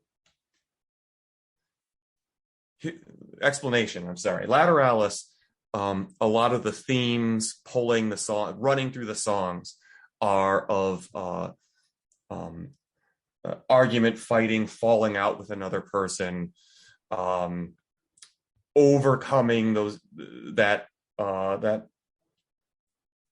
fight and healing. Lateralis, the song, really one of the high points, one of the climaxes, the climax of the album, right? Great song. By the way, Brett, your discussion of that, awesome. The last lyric, spiral out, keep going, really cool. Mm-hmm. And then it just, boom, you come down from that and you have Disposition. with the lyrics basically entirely consisting of whisper this to me and watch the weather change. It's this release of tension, this change of mood, the weather changing. And at the end of that, the timpani with the pedal, boom, boom, right into the very complicated, very Eastern influenced beat of Reflection. Reflection's a really, really cool song. If you've ever looked at the lyrics, it speaks to a very personal emotion to me that I once told somebody about the kind of the struggle that one goes through. And for me, it was grad school, where the first time I was facing kind of the reality of not being good enough, not being smart enough to accomplish what I wanted, that being like a just absolutely terrible thing to work through. How many of you have either read Brothers Karamazov or watched V for Vendetta? Same theme, the moment where the main character in Brothers Karamazov, the brother at his lowest point, runs into the woods, rents his clothes, digs into the dirt with his fingers, yelling, shouting, being upset. I can't remember the character's name in V for Vendetta. The woman who's the main character had been tortured after being captured for so long, and in both stories, there's the moment where they realize Queen Amidala. I was gonna say Natalie Portman, but I was trying not to be a dick. Dan was having a moment, so I was gonna let him have it. 10 out of 10. 10 out of 10. But this moment of I've seen the worst that can happen to me. I no longer fear anything, and I'm ready to pick myself up. And each character said, okay, there's nothing I'm afraid of anymore. Let's go. And then in the middle of Reflection, the lyrics, and in my darkest moment, fetal and weeping, the moon tells me a secret, my confident. Later on, as I pulled my head out, without one doubt, I don't want to be here soothing my narcissism. Again, a lot of themes of transformation that kind of follow through Maynard lyrics and Tool songs. But for me, this song was very powerful, and so few musicians are willing to let a song breathe and develop and bloom to bring it where they want to, and take the time to do that for fear of losing the person who's listening. And then, the last part, Triad, is just a good instrumental to follow it up, to end that album with a resolution. Really cool shit. So for me, this was it for Tool. I'm just, you get to the end of Lateralis and you're like, wow, fucking hell. I like that. That was my number one. And I know that's a big cheat trying to throw three together, but yeah. The explanation brings it all kind of there, though, as to why. Yeah. There's so much subjective to all these songs, everybody's descriptions. This is my first time hopping on with you all, and it's really cool to hear all this stuff. It really is. It makes me rethink Sober a whole lot. Thanks a lot, jerks. I'm sure it makes me a huge tool. That's my but I can't deny that song's powerful to me. And I remember when Lateralis came out, how personal it affected you, Dan. I remember that very clearly. So it was also a surprising album in contrast to Anima. Anima's big hit, or the big song at the end, is literally accompanied with a, what do you call the moving image? Lenticular thing? Lenticular thingy of California falling into the ocean. Oh. And, Hooker with a penis and everything. They come out, it's like this song that no prison sex, no, hey, the anus is hotter than the vagina. Try it out. Really different stuff. Are we even living anymore, boy?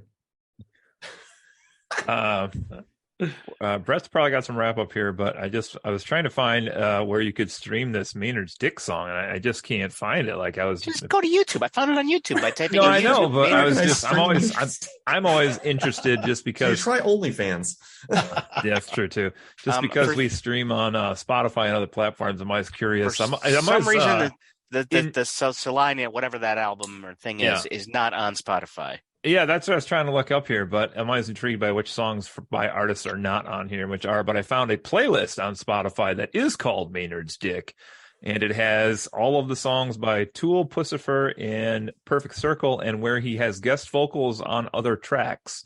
This is a playlist of 107 songs, and they're really all his bands except for the last two. Apparently, he has some backing vocals on Know Your Enemy by Rage Against the Machine, which is fine. But the last song on this playlist is apparently that he did the backing vocals, or perhaps might be on the recorded cut of Three Little Pigs by Green Jelly, which I did not know he was a member of. This is insane. Then I started looking that up, and I was like, wait, what? This can't be right. And it says he played guitar and did backing vocals early in the band, like 90 to 93. Like the same time Tool was forming, he was in Three Little Pigs, Green Jelly. It's blowing my mind right now.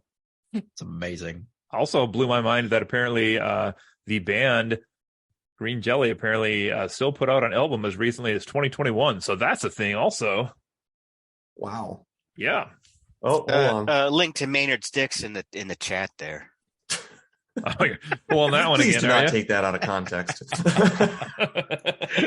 So I have Sellable. It's somewhere in my boxes from moving, and I have to dig that out and maybe rip Maynard's dick from CDs. Oh my. Brett, did we get any compilation hits today?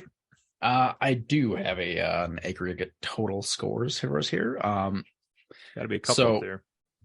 Yeah, so this was one that definitely had a lot of similarities near the top, as opposed to some of our totals where they were kind of scattered all over the place. But we have 5 songs here that are all pretty close. Coming in with 18 points is Schism. With 19 points is 46 and 2. At 23, Parabola. And number 2 with 25 points, Stinkfist. And then the top score with 2 10s and a 9, giving it 33, is Sober. Nice. So we didn't have that. Dan had that as an honorable. Is that what happened? No, I had that one at Sober. I had it number 7. That's the one I couldn't count. Remember? Oh, gotcha. Remember that one time I embarrassed myself on your podcast? Just that one time. Just once. That's awesome. Okay, any wrap-up thoughts here before we head out today? That's a pretty fun one. This is a band that I just really haven't, in a long time gave it its due diligence. So I think it's fun to go back and listen to all these again. That's for sure. I think we one more time need to talk about how their logo is a wang. Oh, okay. Wait, can I give you guys a closing story? You're going to laugh your ass off. Sure. I had that shirt. Yeah. I had the famous Tool with wrench shirt. Yeah. It was a down the back too, erect. And nice. So there was this is a really embarrassing story, but that's okay. Nobody will hear it. Go on. Yeah. I was thinking about this while going over the songs. I knew not to wear that shirt to school. But on the way out to the door one morning, the shirt I was wearing, something happened. It got messed up and I was already late. And my only clean shirt was the wrench. Buckle up. So I put it on, go out the door, get to school. I have to turn immediately Welling. What the hell's going on? So I had to turn that inside out. And at the time, I don't know, I had some big argument with my brother and mom and all that shit. So she naturally, as one does, had me have a surprise meeting with my priest, my Catholic priest. Oh, Lord. And I get there and he sits down one-on-one because they're very, that's the person you want to talk to about your personal stuff when you're a teenager. He goes, "What's wrong with your shirt? It's inside out. Why is it inside out? It's got stuff on it." "What do you mean it's got stuff on it?" "Well," and I had to explain to my Catholic priest that there was a wang on my back. Great day for freedom. Should have just no-sold him and like, I don't know, it's a tool. I don't know what the problem is. Did you flip the shirt back around for him so you could see it? I did not. But I do remember possibly at a point where he was trying to relate to the cool kids, he was saying, "Oh, it's a cock." Which is always a sentence you want your Catholic priest to say to you in the The day 90s. Dan gave up on religion was when the priest then took his shirt and pulled it apart and it had the same wrench on it. Now all the songs by Tool make sense to me. That would have been a fun like reverse Uno on him though, to like turn the shirt. It's a bit. Can you describe this to me? Like, why am I in trouble? Yeah. What is this? Goddamn fascist teachers won't let me wear shirts to school. You just blamed it on the Protestants. That's always worked.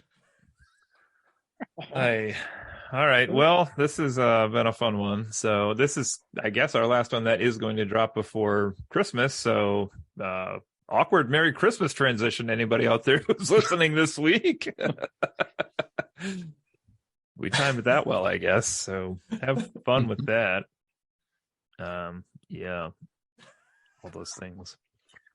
Okay, Dan, I don't know if you've listened to the podcast before or not, but we have kind of this tradition where we end the podcast singing our theme song. This is Dan just personified. That's what I'm saying, right?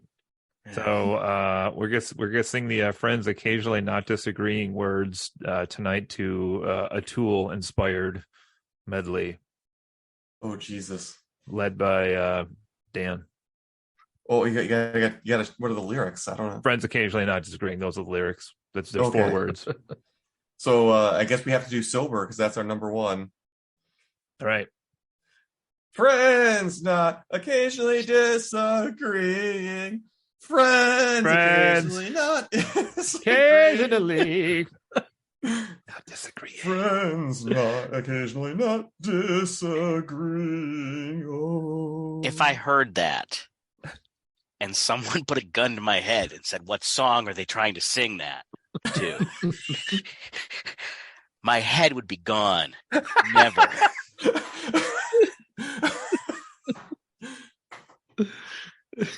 Not that I could do any better, but I'm just saying. Could have done top 10 nursery rhymes. I could. Oh, boy. Friends occasionally not disagreeing. We had a good streak going for a while, but well, I thank Dan for his final appearance on the show. All right. We're going to wrap that up, everybody. Take care, everybody out there. We'll see you. See you next time. Happy holidays. Merry Christmas. Happy holidays.